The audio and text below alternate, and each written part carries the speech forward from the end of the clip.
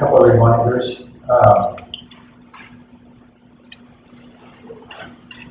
So in we have the second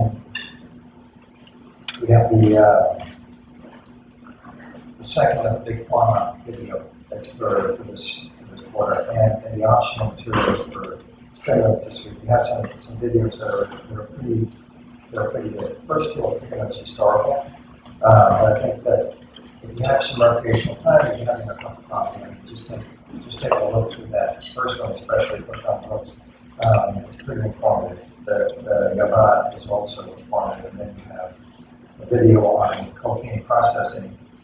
It's not great. And not to make it attempting how to, but also involve the cooking. So also break that up.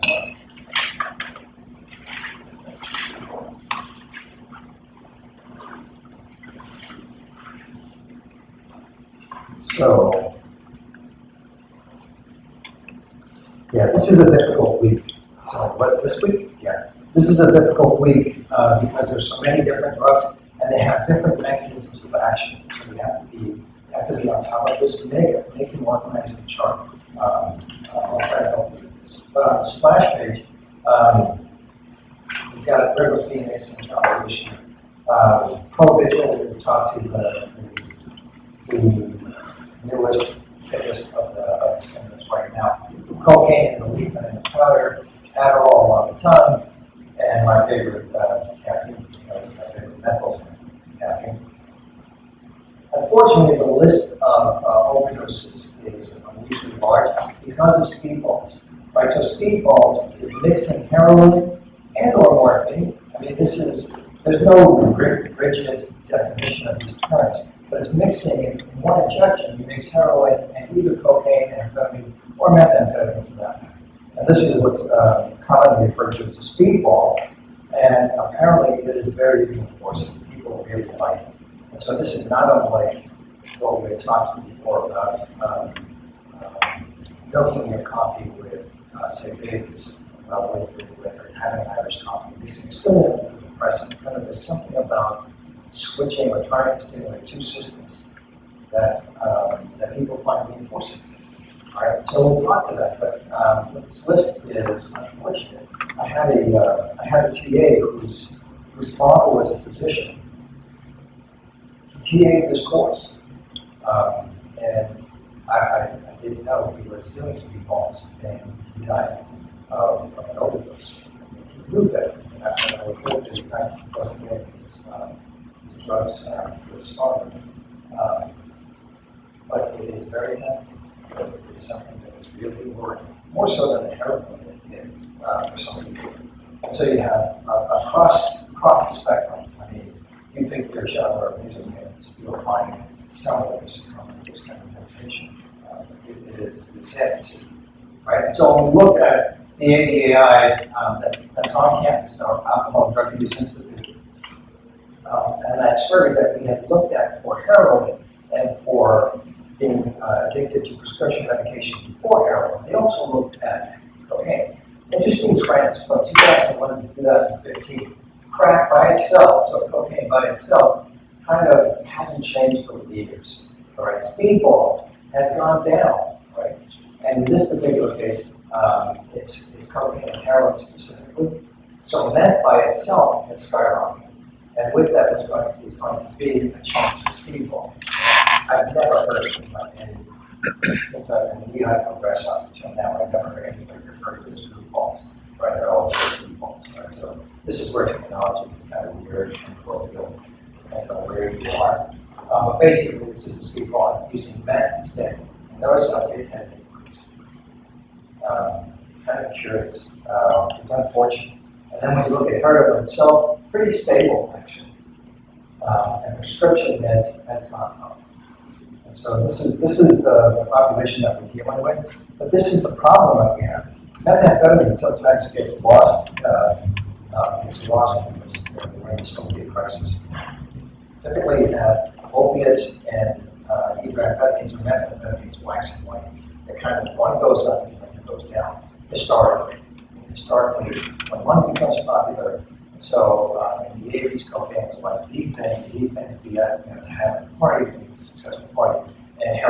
down, they have lunch game, and heroin and hunt, and then, so it waxes and wanes, and this kind of is a peak of that. So this is what makes this week kind of difficult, and that's the number of drugs. So amphetamines, aka benzodrine, dexedrine, Vyvanse, Adderall, this is amphetamines. Then methamphetamines, Yava, Disoxin, just straight up meth on the street. And then you have cocaine. These are different, and we'll talk about mechanisms of action. So you have amphetamines, meth, cocaine, methylphenidate, which is Ritalin, in its various forms. Atomazepine, Strattera, the new, not really a replacement for Ritalin, but one that's become popular. And then you have nicotine, which is a stimulant, right? But it's continuous. And then you have the synthetics of cocaine, right? So the synthetics of cocaine, which are many of these are familiar to you, novocaine and xylitol. Those are synthetics of cocaine. And then methylphenidate as a class. And so methylphenidate as a class includes caffeine, theophylline, and theobromine. Right? So the stimulant, methylphenidate in coffee, methylphenidate in tea, and methylphenidate in cocoa. Methylphenidate. And then you have modafinil, the new CCU. And then we should make mention of cathinol, right? So-called cathinol. So in that survey, that first week survey, I asked about what's most dangerous to a person's health. He said heroin by far.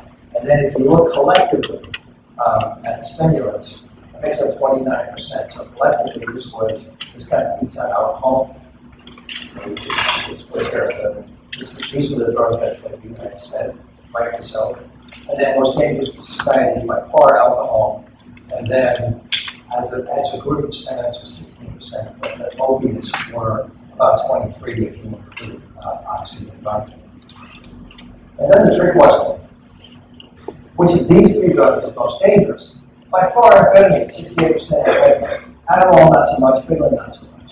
And this is the marketing, right? Adderall is amphetamines. There was a time when amphetamines was the drug to give for, at that time it was called hyperactive disease. You give them amphetamines as medication, and then all the problems that occurred with that, then they developed Ritalin. So Ritalin came in, and then all the problems that came with that. So they decided to go back to amphetamines. It's like, well, wait a minute. We just launched a campaign for Ritalin, kind of feeding on amphetamines. We can't do amphetamines again. And so what we call Adderall. Right? Adderall is amphetamines. So it's the marketing of drug companies, pure and simple. And there was a MTV documentary on people using Adderall, and they were saying, "Boy, it's just like speed." Like, dude, it is speed. This is thing. So it's, once again, the sleaziness of the drug companies comes to the point. So if we look molecularly, there's another story here that's kind of interesting. We kind of took a peek at this when we looked at morphine and codeine. There was a methyl group difference. Take a look. So dopamine and norepinephrine are neurotransmitters that we produce. This is how our central nervous system works. We need these in our circuits. Right? So this is what our brain normally produces amongst the host of neurotransmitters. These are two. So these are catecholamines. Right? So dopamine and norepinephrine. If you look at amphetamines, what you do is you add a methyl group to this structure. And if you say, okay, so adding a methyl group gives you amphetamines, why not split up and on? We'll see this when you when we look at hallucinogens. So add two methyl groups and you have methamphetamines. Right? If you look at cathinol is also a similar structure with a methylated host of catecholamines. And again, if you add two methyl groups, then you have methamphetamine. These are the similarities between them. And so now this story is starting to burst up. What the heck is it with methyl groups? Why is it making things mysterious? Why is it making things so different? Right? So that's the challenge in terms of trying to figure this out. It also talks to the notion of this lock and key model that everybody talks about with neurotransmitters and receptors. It's more than that. All right. So this receptor receptor-ligand interaction is pretty complex, so that one methyl group can change things.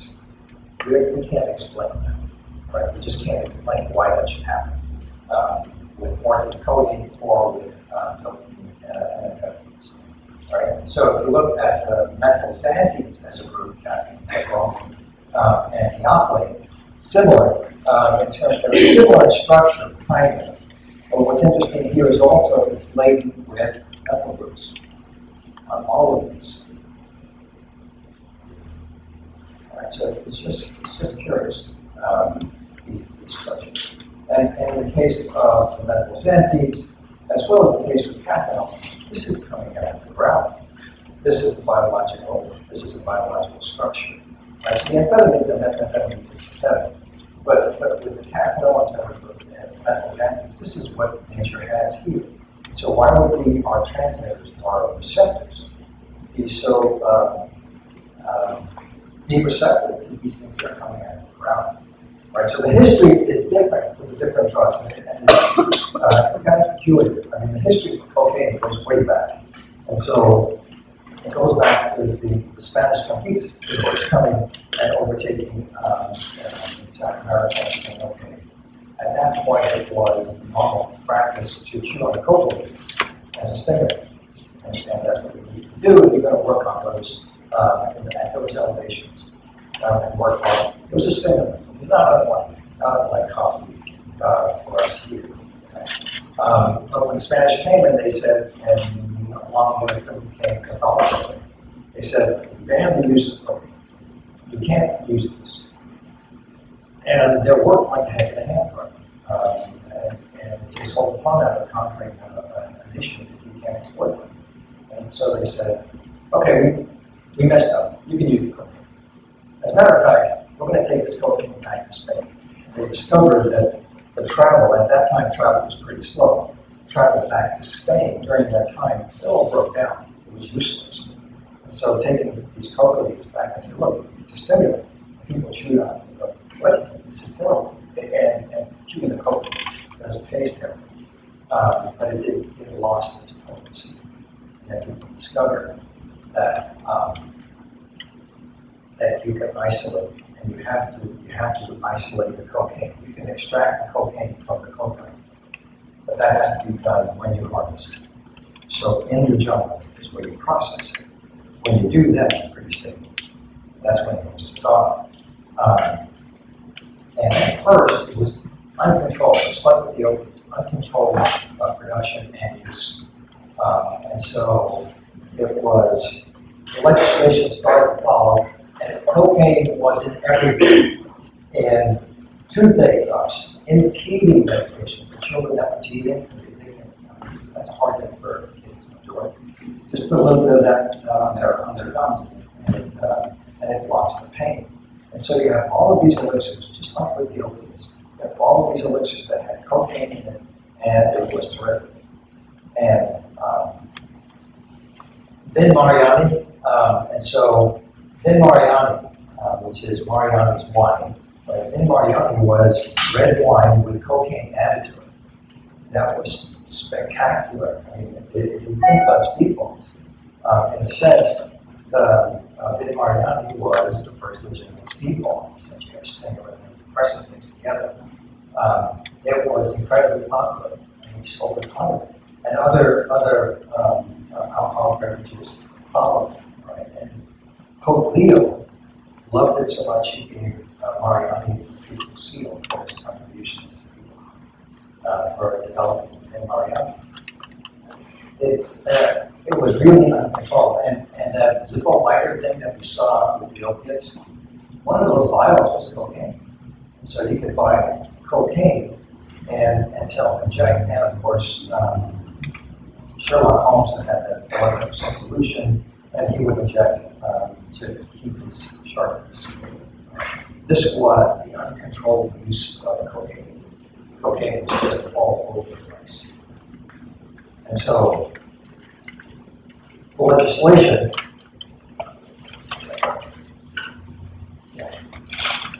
and so, legislation for cocaine kind of took a really racial tone to it. Not unlike the legislation with opiates. I mean, one of the strategies of early laws on drugs was to exploit a feared minority. Right? And so the Chinese, it was a horrible thing that we got to the Chinese immigrants that helped build the railroads. And so there was legislation that just would break your heart in terms of being both being Chinese people, but being Chinese to have property, that kind of thing. And so it was tied to them. They were the opium smokers, they represented. This is not true. With cocaine, it was tied to blacks, right? And so it was blacks were using this, and in many cases, it was almost fixed because after slavery, there was some jurisdictions that forbade blacks to use alcohol. And so it's kind of like, well, what goods are available? And it was a common practice in people that had in shipyards where you had a lot of strenuous work to give out cocaine to the laborers, which were primarily black, to increase their productivity. Right? So this was kind of that beginning to that racial tone, and then it was blacks cannot handle cocaine, and so blacks cocaine became blacks specifically, and that turned to gender basis, which was Latinos, blacks, Filipinos, Eskimos, Native Americans. These were the gender races. They can't handle this kind of discrimination, and so it leads to crime.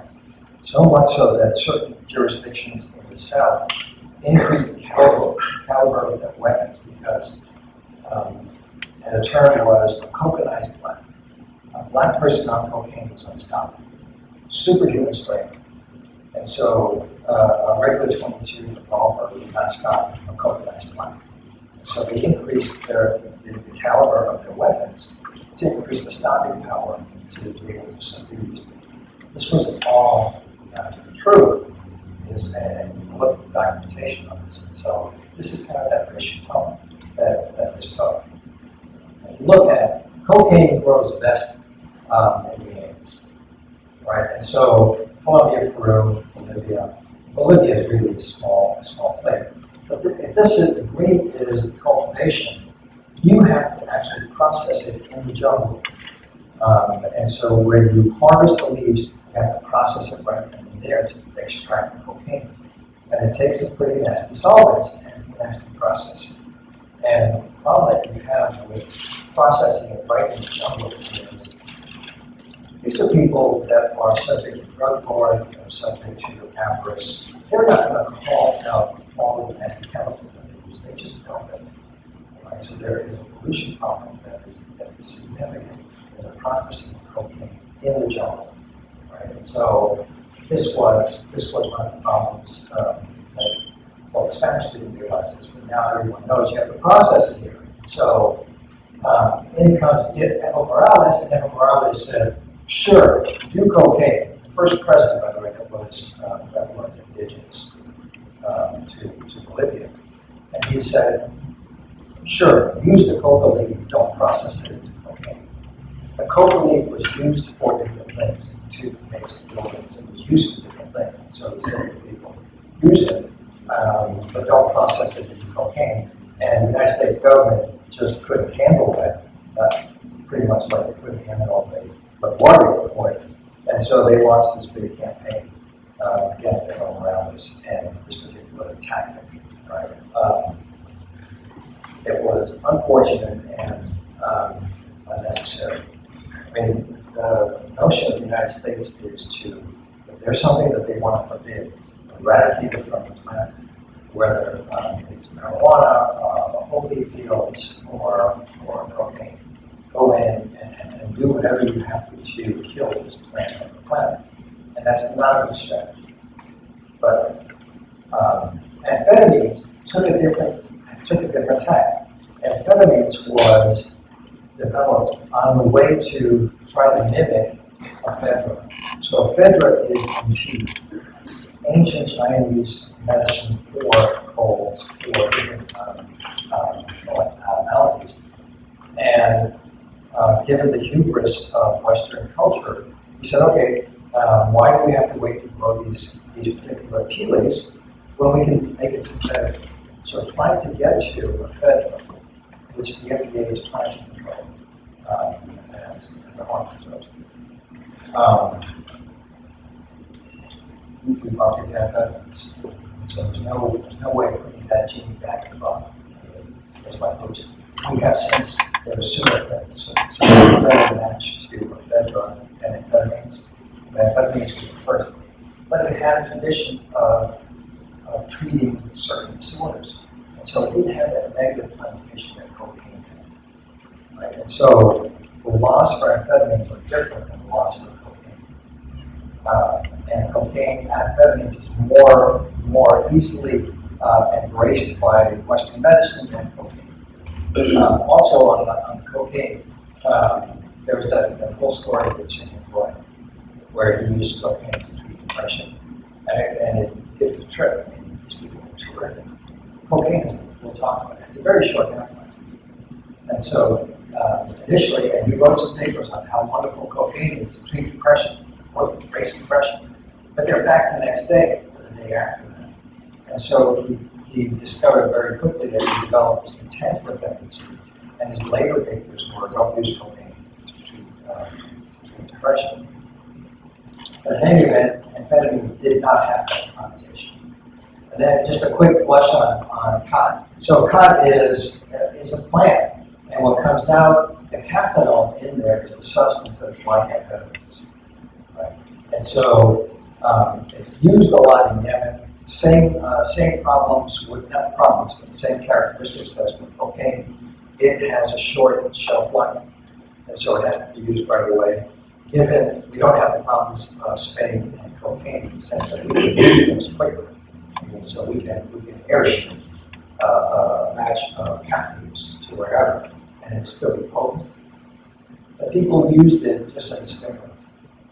And when we had they're not called wars because contraceptives are illegal. When we had our police actions all over this part of the world. I was watching Dan Rather was doing the evening news on Channel 7 on TBS, and he was saying, we're actually seeing a person fighting this gene on camera. It's supposed to go blue. Okay? But my driver is actually drinking coffee to stay awake. It was the same tone, but it was like total ignorance of what happens by how it's used. So, it's wisdom and so, absorption distribution, the basic pharmacology of this, we can just show this one slide. You can take it orally, that's for sure. You can inject it for those people that are doing speedball. You can snort cocaine. Snorting cocaine is not totally efficient.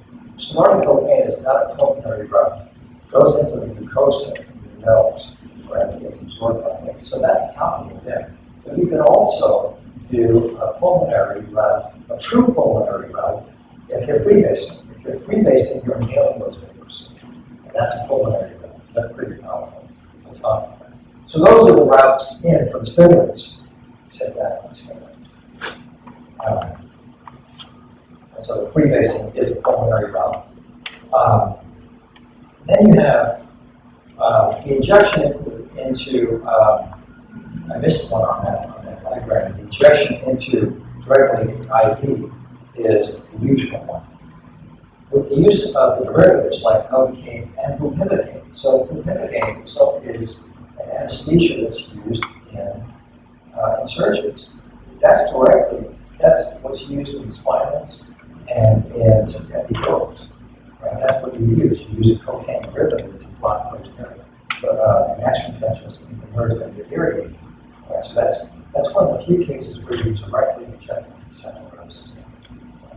And it's not to be taken by so I don't think ever had a spinal knows that that's a great deal of care. Right? And not to mention that I have the utmost respect for dentists in terms of their neural anatomy. And they know what the pathway for all of your teeth. So they have to work on a tooth. They dare to inject novocaine to just block that area. That's amazing when you think about the functional neuroanatomy, which choice of cocaine derivative are you going to have, depends on the procedure, depends on a short procedure or a long procedure. It is just amazing. That's functional behavioral pharmacology. It's really impressive. Right? And the spinal cord is right. The freebasing is kind of curious. The freebasing, so to stabilize cocaine, you have to convert it to cocaine hydrochloride, and that's stable. Right? And so if you're going to freebase, what you want to do is get back to the basic molecule. Take off that hydrochloride. So make that a base molecule. And the problem with that is that you need intense heat to get that vapor and then kill the vapor. That is pretty powerful. Right? That is as good as an IV. If you look at blood levels, as it spikes almost identical to an IV injection of cocaine. So it's basically an IV dose without muscle thrust actually injected. So that freebasing that's what brings the lure of freebasing. Then you have tobacco. And so tobacco, and we get back to the point that we had made before, when we were talking about marijuana, it is bad to inhale combusted leaves. Okay. What kind of leaves? Bad things happen when you combust. So not only is the inhalation of combusted leaves bad, but the processing of tobacco is horrible. The processing of tobacco by the industry is there to enhance your absorption of nicotine. Essentially, what they want you to do is to feel that better, to have absorbed that faster, to become addicted and dependent faster. And so they add a moment that they have just delicious system credit. Processed tobacco is terrible. Terrible. Inhaling combusted leaves is bad for you. So add the chemicals that are there to process and make that tobacco absorption faster, even worse. Right? So I can't say enough bad things about smoking cigarettes that are not processed. But if you look at a cigarette, a single cigarette, you have about 8 milligrams of nicotine in there. But because you're combusting it, you lose it to the smoke. All right, so you may have 8 milligrams in the cigarette, but the actual dose is going to be anywhere from 0.1 to 2 milligrams. And the difference is going to be, and you see people smoke. Some people will take a real deep inhale, and they'll take a second to breathe it out. That's really drawing it into the lungs. And then if you look at a new smoker, they're just kind of puffing at it and without really inhaling. So that really light inhale is low dose, and that person that inhales it very deeply is going to account for this higher dose. Okay? So this is the deal with tobacco. The biotransformation and excretion, no real story here. I mean, it's the liver biotransforming and kidney filtering and excreting, except for amphetamines. This is a really unique story. And so amphetamines, so the excretion of amphetamines, not the biotransformation, but the excretion of amphetamines is going to rely on the acidity of urine. You can manipulate the acidity of your urine. So for those that have had the misfortune of having a uterine tract infection, UTI, cranberry juice make your urine more acid. So you can, by diet, control the acidity of your urine. And so the excretion of amphetamines is going to be relying on the acidity of urine. So in an acid environment, it's shorter, 7 to 14 hours per half-life. If it's more basic and less acid, 16 to 34. Right? So this is unique. You don't see this with other drugs. Why does it happen? This is and so if you look at half-lives of these other drugs, and here's the deal, don't go through memoir. The story on this is, okay, so look at methamphetamines. So we go back, we're talking from 7 to 34 hours. For amphetamine, depending on your gram. Cocaine, 40 minutes. Cocaine is really short. A really short half-life, a really short duration of action, which is, you might say, well, that's great because you clear it. But remember, we are creatures of habit. Our central nervous systems fall into habit. If you look at early 1920s psych papers, it's all about habit strength. I mean, We develop habits because we learn. Right? And so when you have a short half-life, that means that you can come back to this more often. And so it's kind of like, okay, wow, this is great, and then you go look again. And then do it again. We develop a behavioral habit in addition to the fun, in addition to the dependency that we develop with any kind of substance. You have that psychological, that behavioral habit that you develop. Think about coming into school on a regular basis. You develop a habit of the route that you take. If you have to do an errand, it takes energy to say, I go to the cleaners today. You do not turn at this particular point. This is habit strength. And so you can develop a habit strength in addition to the pharmacological dependence. Okay. Right. Methylphenidate Ritalin, 1 to 2 hours. Okay, 1 to 2 hours. What's the half-life? What's the rule of thumb? To clear most of the drugs so that you don't have enough to be able to do anything, about 4.5 half-lives. So that's about 8 to 10 hours. 8 to 10 hours on methylphenidate. So if you give a child Ritalin first thing in the morning, by nighttime that has been cleared. So that creates a dilemma. So what do? You dose again or not dose again? The child's about to go to sleep. And so if you dose again, you've got to prevent the child from sleeping well. It's one of the problems with Ritalin and stimulant medication to AD kids is that you have tachycardia, heart rate, you can't sleep well, and not feeling right. And that's this dose chasing is 4.5 half-life. So this is a terrible half-life for medication. Inserted is a methylphenidate that's extended release, so it's a little bit better. But that's with the lemon. Then you dose again. The rest of this is not really notable. So cocaine, the methylphenidate, caffeine 2 to 4 hours, kind of the half-life. Nicotine about 2 hours. So there's no real story on the rest of these. Modafinil at 15 hours is kind of longish. So of these amphetamines, notwithstanding, this is kind of longish in terms of half-lives. That's the story on half-lives. And so the reinforcement system is done over this over and over again.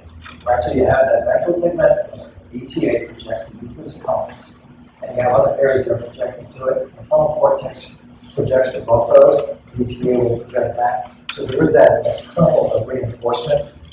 And here's kind of a block diagram. So you have the ventral tegmental area.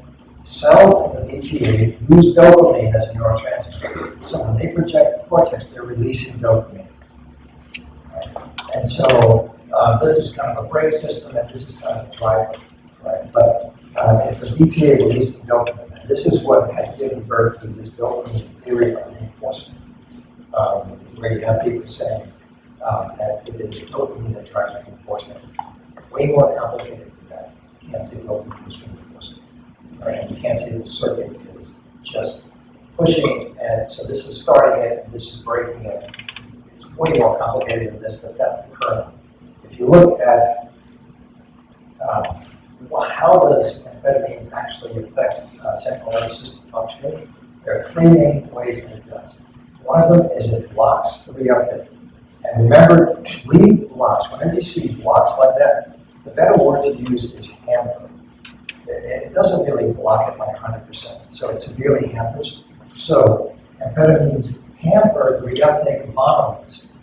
And monoamines, remember, are dopamine, norepinephrine, and serotonin. Those are the 3 monoamines in our system. Right? So it hampers the reuptake of all 3 of those. It causes more neurotransmitters to be released. And so in the vesicles, those vesicles are not saturated. Those vesicles are not filled to the top that contain the neurotransmitters when you're in action potential. And so amphetamines will actually hamper the mechanisms that govern how much gets packaged, so that more gets packaged. So with every action potential, you have more in those neurotransmitters, in those vesicles. So you are releasing more.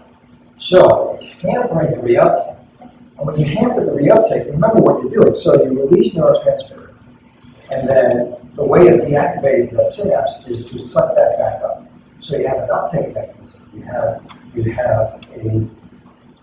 a specific reuptake protein on that synapse that will draw that, take that neurotransmitter that has been released and released by the cell.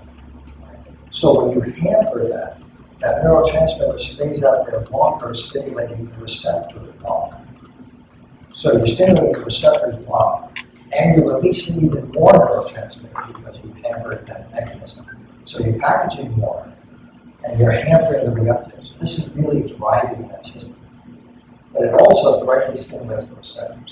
And so structurally, it's similar enough so that it actually, the molecule itself can drive the receptors. So the amphetamine has an overwhelming effect of enhancing monoamine transmission. That's the main effect of the amphetamines. And even though it does all three of these, it's been determined in different experiments because you can selectively hammer and play with the monoamine. That it's the dopamine component that's about the reinforcement. Right? So there's truth about that in terms of dopamine being responsible for the reinforcement. The norepinephrine seems to be more responsible for the arousal. So it's an arousing system, so it drives you, stimulates you. So norepinephrine is more involved in that. The dopamine is more involved with the reinforcement of this particular medication, this particular substance. So that's how amphetamines work. There's the biggest amount of data is on amphetamines. Methamphetamine is very similar. It shares the same mechanism, and the difference between methamphetamine and amphetamine is that methamphetamine has less peripheral activity. Make no mistake about this. Amphetamine and methamphetamine affect the peripheral system as well. We have peripheral synapses, peripheral nervous system uses following their synapses. Right? And so it has less peripheral and more central. So there's more central activity with methamphetamine. That's one difference. The other difference is that methamphetamine can be toxic, neurotoxic. And so you don't see that in amphetamine specifically. It's with methamphetamine that you sell it on. In the periphery, what's the main neurotransmitter that amphetamine drives from? So epinephrine is what's in the periphery. So you have sympathetic, parasympathetic system is working. And so that's going to be using acetylcholine and epinephrine. So it's going to be driving those receptors. Is it at the neuromuscular junction, mainly? Yes, yeah. And so, with methamphetamines, you have this loss of cells, specifically in hippocampus, and specifically in cerebral cortex, in those areas of cerebral cortex that seem to be involved in emotional behavior. So there are areas of cortex that are primarily sensory, primarily motor, and some that are involved in emotional types of behaviors, and it affects those areas of the cerebral cortex involved in emotional behavior. So that's the best story that we have. The best story that we have is amphetamine. And then the next best story, because it's so similar, is methamphetamine. And then when we turn to cocaine and we turn to Ritalin, it's different, right? So they don't have that whole list of effects on the CNS. But what they do is to block hamper reuptake. So they hamper reuptake, not so much the driving the receptors, not so much hampering what governs how much gets packaged, but we do know this. So this is the best data set, is to show that cocaine and Ritalin both hamper reuptake of monoamines. So it's monoamine medications. Okay? So we got that. And so when we turn to the methylxanthines, we don't really know how they work as clearly as with the others. We do know how it doesn't. It doesn't do anything about other hamper. It doesn't act like amphetamines, methamphetamines. It does not act like cocaine. It does not act like Ritalin. It has a different mechanism of action. And so the methylxanthines seem to work on adenosine receptors. So there are certain receptors in the central nervous system that are pretty much modulators. Adenosine is one of those. So as a modulator, it's not driving the system, it's not overstepping and actually inhibiting the nervous system, it's just modulating the system. So it's keeping it from running over and running away from itself. And so this is the modulatory system on the neurons that are excitatory, and so it inhibits adenosine receptors. If you inhibit the modulator, the result will be an excitation. So you have a modulator that's keeping things down and you inhibit that modulator, the result is going to be excitation. That's the excitation you get with the medical antigens, specifically caffeine. And so adenosine receptor blockade. There are other mechanisms of the methylxanthine, but this seems to be the one that shows stimulation at physiological doses. There's a literature on mechanisms. You have to be overwhelming doses for that. This seems to be the two. So I would stick with the adenosine story. And so when we look at nicotine, and this is why I was saying that each of these has a different mechanism of action. So I would make a chart to follow this. So for nicotine, it directly stimulates acetylcholine receptors in the CNS and in the PNS. Right? So wherever there's acetylcholine, you can actually categorize acetylcholine receptors as those acetylcholine receptors that are driven by nicotine and those acetylcholine receptors that are driven by muscarine. Right? So you have muscarinic acetylcholine receptors and nicotinic acetylcholine receptors. Right? And they're different, and they're distributed differently. Nicotine is going, obviously, to nicotinic acetylcholine receptor, but it's driving acetylcholine. So nicotine is driving acetylcholine, and when we look at that reinforcement circuit, so there's nucleus accumbens, there is the ventral tegmental area, there's prefrontal cortex, and the important input into the DTA is this nucleus in the mesencephalon, the midbrain, the lateral dorsal tegmental nucleus. That uses acetylcholine. So now we look at that DTA. The DTA has opiate receptors, has cannabinoid receptors. I mean, it has receptors for different systems. It also has nicotinic receptors. All right, so that this area here uses acetylcholine as a neurotransmitter, and it projects onto the DTA. All right, so nicotine is really reinforcing. Nicotine is one of the highly reinforcing drugs. And it is a big deal for people trying to break smoke. It's a hard habit to break. It's so reinforcing. And it is this deal here. So when you look at Chantix, and you know how I feel about this, right? With consumer advertising, but when you look at Chantix, you go, well, how does this thing work? It's pretty heavy. They actually advertise it. We're nicotine receptor blockers. So they keep nicotine from driving those receptors. And so theoretically, if you block that, you're not as reinforced as much as with nicotine washing on it. And so you're more likely to break the dependency. So that's right.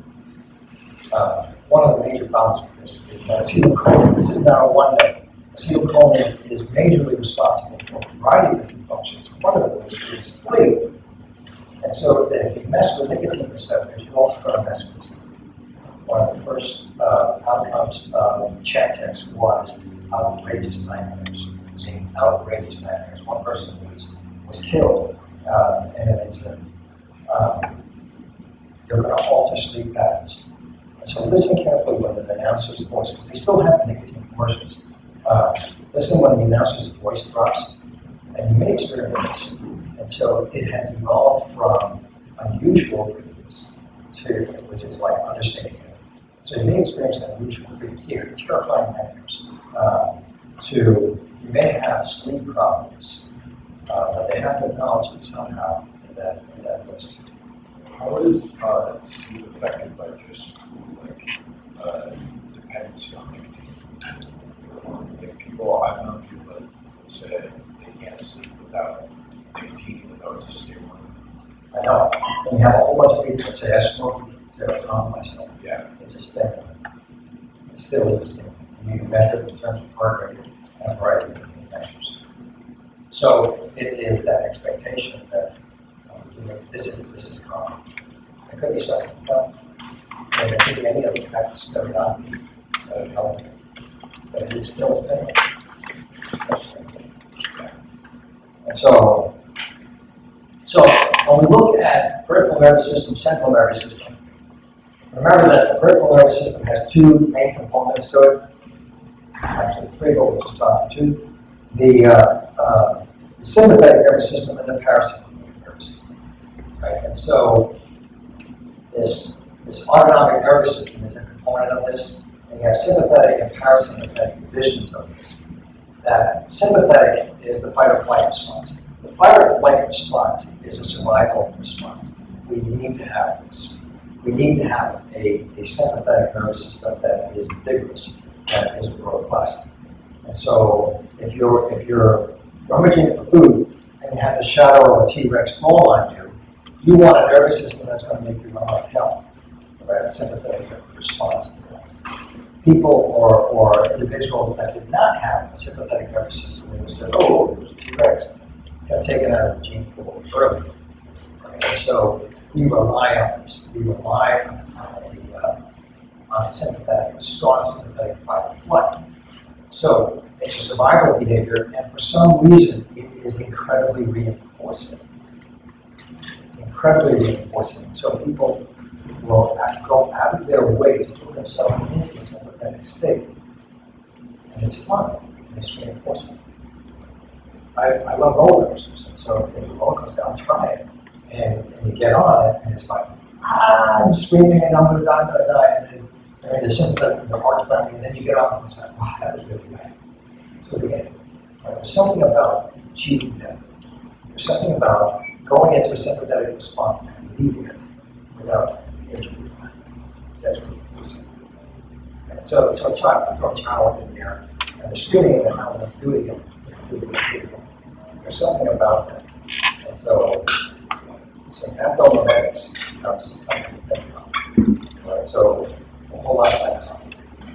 Right? And so when you look at what is that physiological effect of the sympathetic response, which is what you get with the stimulants, increased blood pressure, increased respiration, bronchial muscles relax. And so you're prepared to do the fighting or running. And so you want to maximize oxygen flow. So the body messages dilate. The vision gets pupil dilate, so you can see that muscle gets shunted away from digestion, not the time to grow the skeletal muscle. So you shunt the skeletal muscle. That's the profile. That's the profile of the sympathetic response. And that's what you get with amphetamines and methamphetamine. So much so that amphetamines, methamphetamine, and cocaine are classified by some as sympathomimetics. They're going to mimic sympathetic response to this. And so just like getting a thrill with with a roller coaster ride, you just go and take some meth, and that stimulation. Oh, that's really good. I can do it again.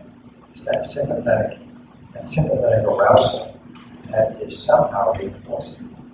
So it's how to get that sympathetic arousal. So what's consistent with this is the behavioral effects. You have alertness or decreased fatigue. And so alertness, you can argue, is it alertness or is it decreased fatigue? It's definitely decreased fatigue that you're experiencing. And I'm not sure how much of it is alertness. Increased ability to concentrate. Again, can you concentrate better because you're fighting off that fatigue? Or is it that you're going to actually concentrate better? That's up to you. Not the type.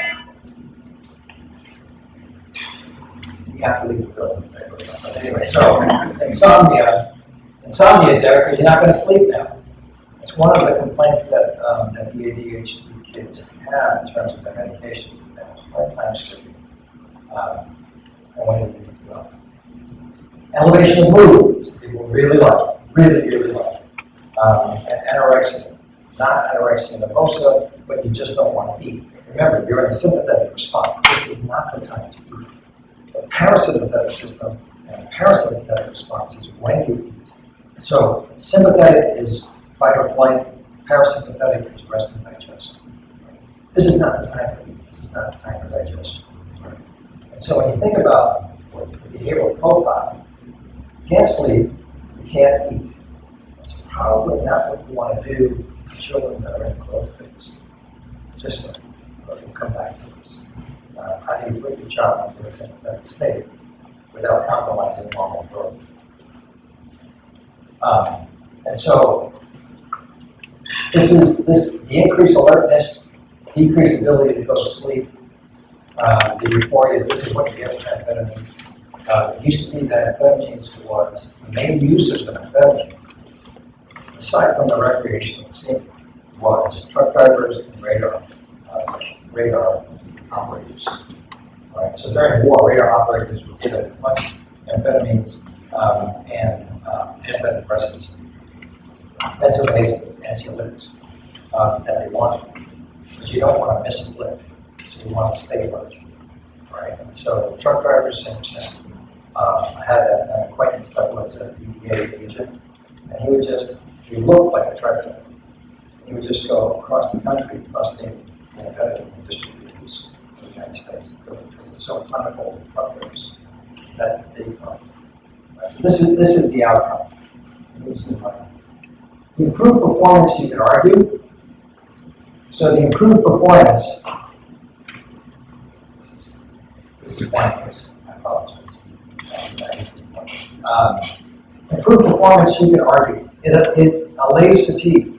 The team position for the San Diego Chargers one year was, this was a while ago, so late 60s, early 70s.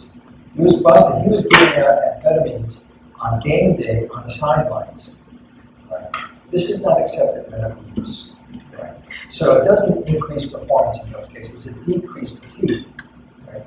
So the data on improved performance, one study that showed Olympic class swimmers showed a modicum of increased performance. But other than that, it's barely invisible.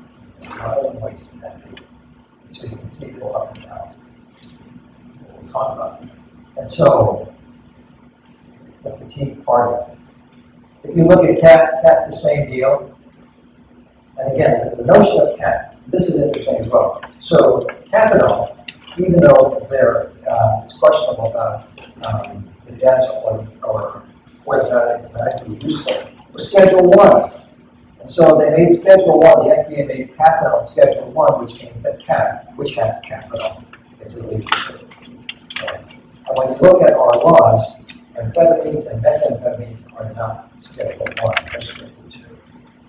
So when you look at our laws, when you look at marijuana being Schedule 1, no test, a lot of medical usefulness. And you look at methamphetamines, cocaine, methamphetamines, and amphetamines are not Schedule 1. So it's not about safety. Right? So these laws have been drawn. Actually, if you look at the reality of it, these laws have kind of morphed in response to constituent concerns. The single most important first imperative of a politician is to get elected. The second imperative is to get reelected.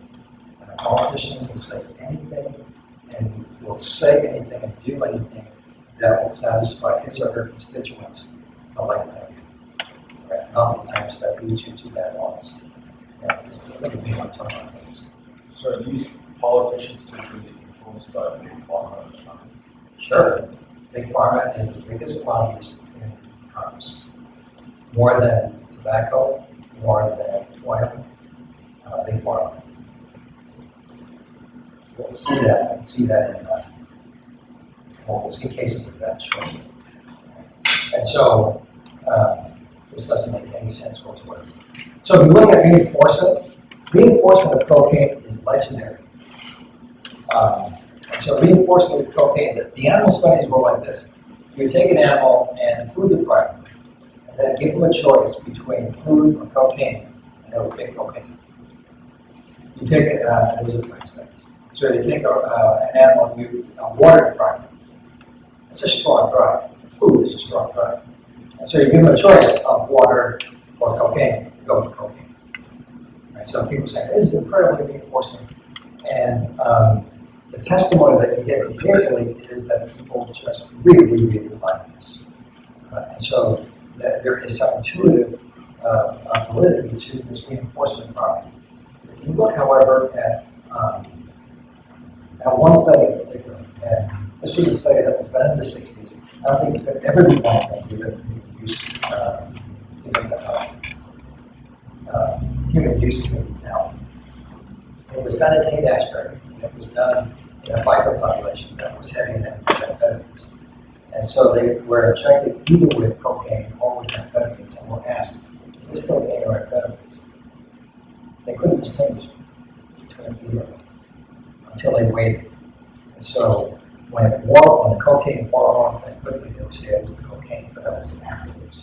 That initial euphoria, that initial rush was indistinguishable between the two. So why does cocaine have this reputation? But it is very reinforcing.